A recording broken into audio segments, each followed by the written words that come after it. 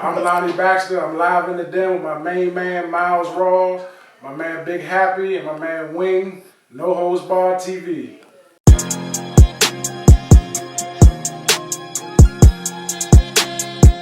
We back live in the den with the NC2A champ, my guy Lonnie Baxter. Yeah, Chicago Bull, Wizard, Toronto Raptor, Houston Rocket.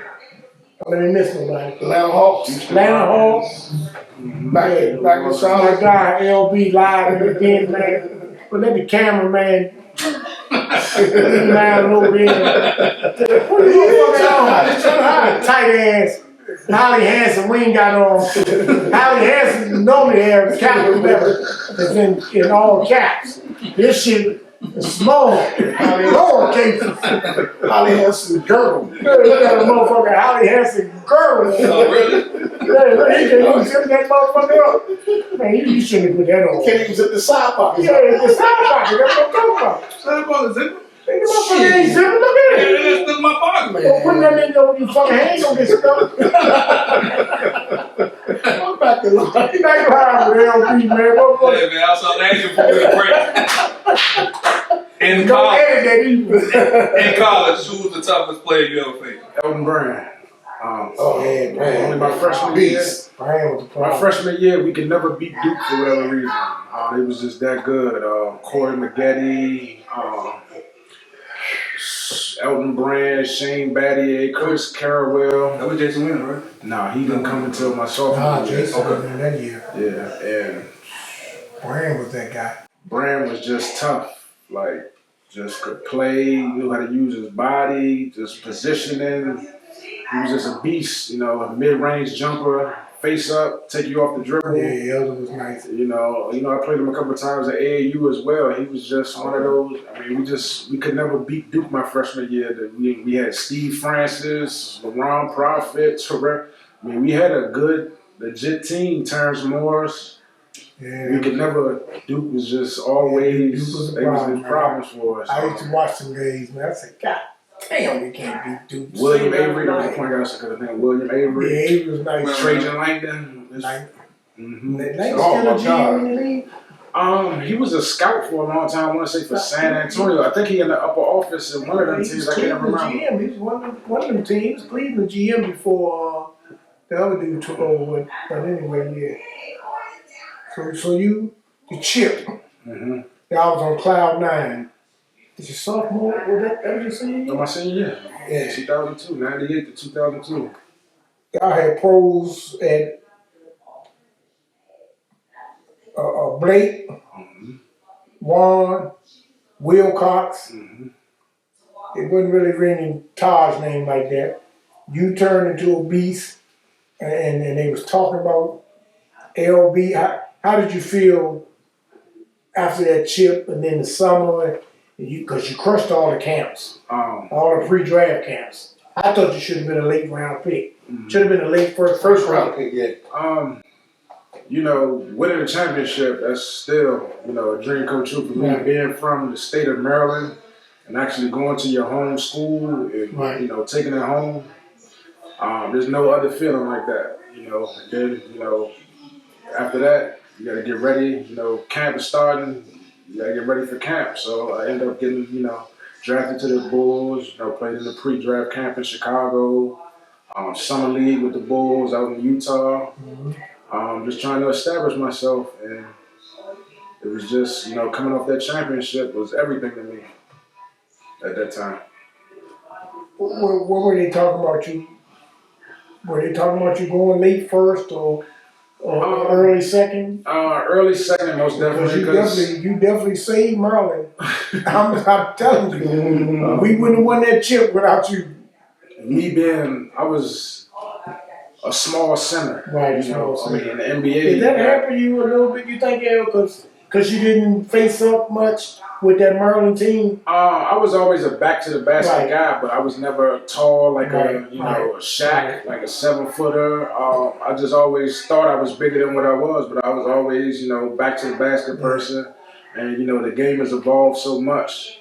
You don't even really see any back to the basket players these days. So one of my favorite guys that I thought that hamper that played in Maryland was Keith Booth. Because Keith Booth was a flat out scorer, but Keith got so used to playing with his back to the basket, and I said that ain't gonna work in the league because he was too small.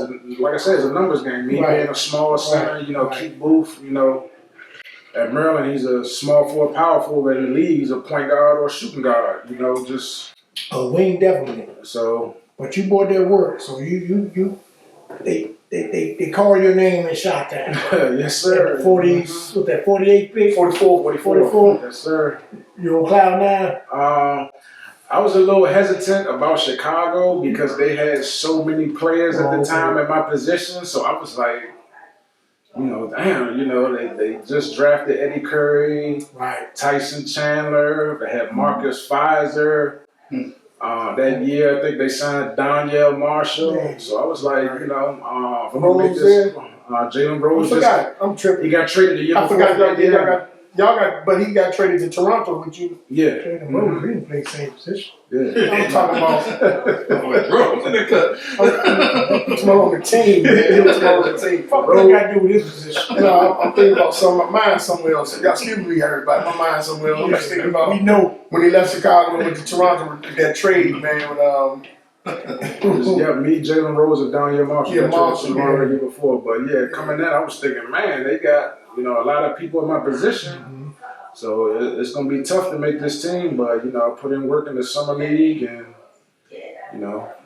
kept me around, and from there just kept trying to grow. So take me through a 1 day, 24 hours in the NBA. So basically, practice about 8:30, 9 o'clock. If you want to get in there early, get some extra work, you're gonna be there about 7:45. But practice, practice gonna be about depending on situation, road trip, traveling. If it's you home, you in practice about maybe 2, 3.5 hours. You know what I'm saying? After practice, you pretty much got the rest of the day to yourself. In college, it's a little different. You practice later, but in NBA, you got a lot of time. What about game day? Huh? Game day. Game day, you gonna have shoot around, probably 8:39. Go in there, go over the game plan. You gonna watch some film in the morning. Get you a nice little light meal, nothing too heavy. Game time, we practice in the suburbs, and it's called the Berto Center. I think they moved it to closer to Chicago now, but we had to drive like about an hour to get to the United Center. So you want to get there early, so you want to leave the house about 4. Game starts 7, 8. Get your work in, get your sweat going, do your routine. Some other guys might play one-on-one. Then game time, once that ball tip. So what was your, even in college, NBA, wherever you played overseas, what was your typical routine? Like, did you listen to something, or did you eat, or what? In college, I always listen to Backyard Band. I'm a backyard fan. Y'all heard that? Everybody know, you used to see me at the backyard shows, Big G is like my brother, backyard was always something I listened to before the game. Coach Reeves is coming there like, what is this? They banging on trash cans? You had the shit out. You had the shit loud. So yeah, we used to play in the locker room before the game. Banging on trash. So at college it was always backyard for me before every game. How did your teammates from that front area take to that? Believe it or not, some of them came to the go-go with me, so they knew what it was once. A lot of people from out of this area, they don't really know go-go, but like, come on, let's go, check it out. Go to the Black Hole, let's go to the Met. And once they get in there, they like, they're a little skeptical, but when they get in there, they see the energy and they see, how we party. They like, man. Yeah, I think once they got in there and saw the motherfucking booty shit, they weren't even paying attention to that motherfucking drum. I told a story one time. Somebody asked me who was my favorite teammate, Vince Carter. When I got traded to Toronto, Vince let that go? Man, Vince was like, man, what's up, man? I need some go-go CDs, blah, blah, blah. I'm like, Vince, what you know about go-go? But Vince was a drum major in Florida when he was in high school, so, you know, they listened to percussions and they step. So he loved the percussions, you know, the roller toms, the congos, the drums. Oh, okay. So he was like, man, I need some. I'm like, Vince, what you like, man, what you talking about? I know all the who was back there? Rare Essence. He was calling them out? Yeah, he knew him by name. Proper Utensils. Wow. I'm like, man, stop playing, Vince. So I had my man drive up from Philly. We played Philly. Right.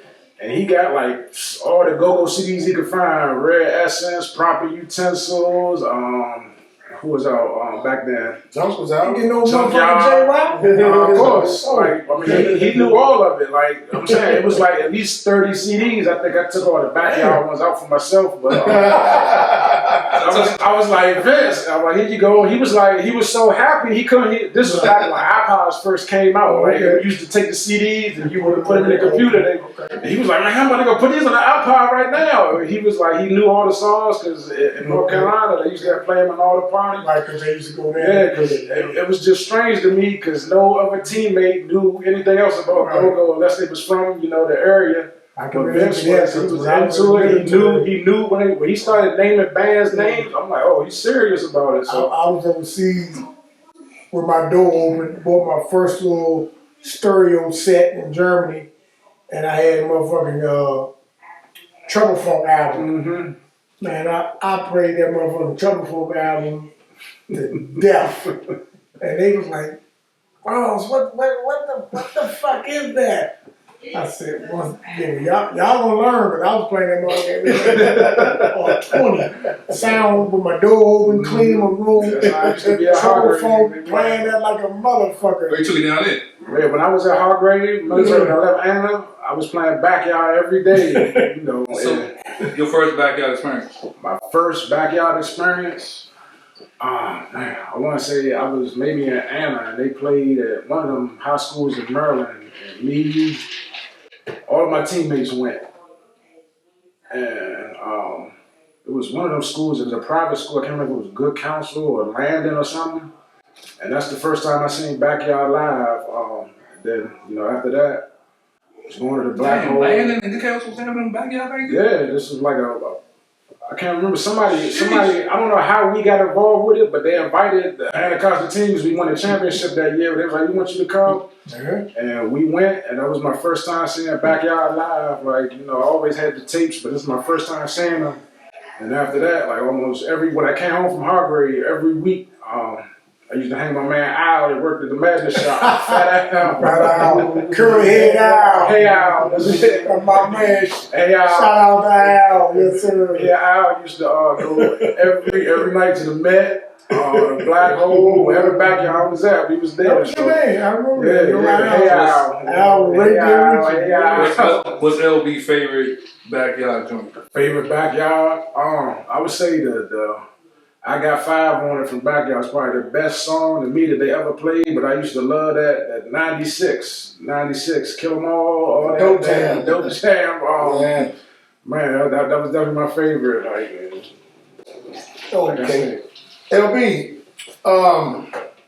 Charlotte was an expansion team. You got drafted through the expansion draft. Playing for a team that's just coming out, you know, how was that one, you know what I mean? Yeah, I got it. I was drafted by them in the expansion, but I didn't play for them that first year. I got traded from Houston to Charlotte.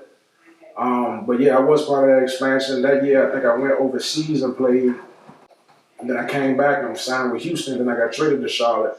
But Charlotte, it was a great experience. A bunch of young guys. That's probably one of the favorite teams I played for. My man Bernard Robertson from DC was on that squad.